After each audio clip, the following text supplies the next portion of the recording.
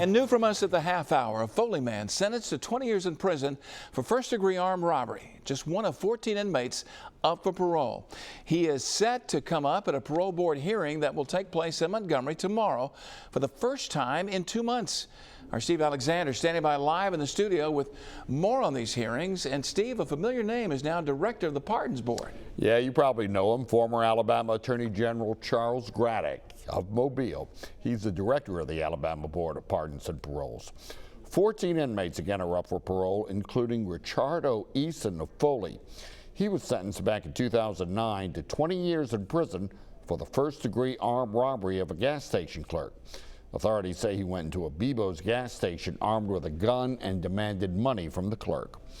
Back in June, Governor Kay Ivey signed legislation reforming the State Board of Pardons and Paroles.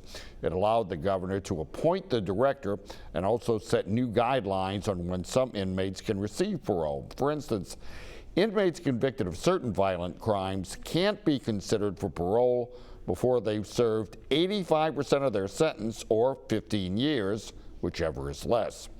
Now, hearings set for September and October were postponed because the agency's policy on notifications hadn't complied with the new law. But today, Judge Graddick held a news conference in Montgomery. He said actions taken regarding violent offenders should be reviewed very carefully. He says inmates do not have an innate right to be paroled.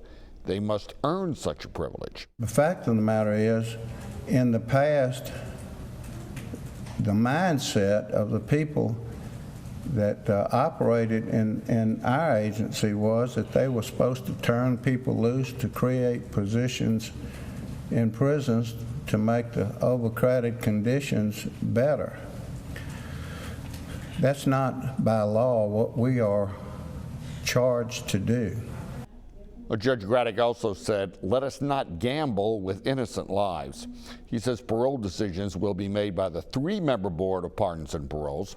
Judge Graddick said 627 hearings were delayed, and as of today, 117 hearings are set for November. Reporting live from the studio, Steve Alexander, Fox 10 News.